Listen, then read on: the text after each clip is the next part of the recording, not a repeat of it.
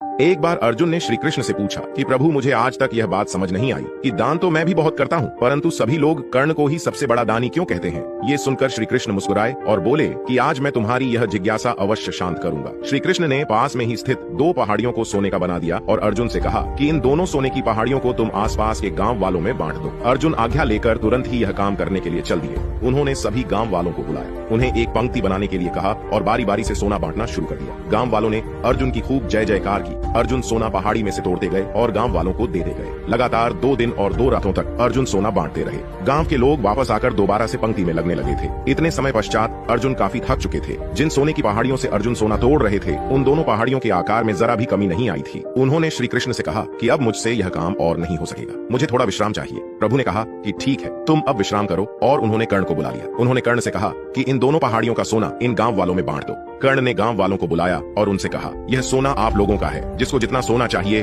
वह यहाँ से ले जाए। ऐसा कहकर कर्ण वहाँ से चले गए। ये देखकर अर्जुन ने कहा कि ऐसा करने का विचार मेरे मन में क्यों नहीं आया। इस पर श्री कृष्ण ने जवाब दिया कि तुम में दाता होने का भाव आ गया था। तुम खुद यह निर्णय कर रहे थे कि किसको कितनी जरूरत है। दूसरी तरफ कर्ण सारा सोना गांव वालों को देकर वहाँ से चले गए। वह नहीं चाहते थे कि उनके सामने कोई उनकी जय जयकार करे। उनकी पीठ पीछे भी लोग क्या कहते हैं उससे भी उनको कोई फर्क नहीं पड़ता। यह उस व्यक्ति की निशानी है जिसे आत्मज्ञान प्राप्त हो चुका है।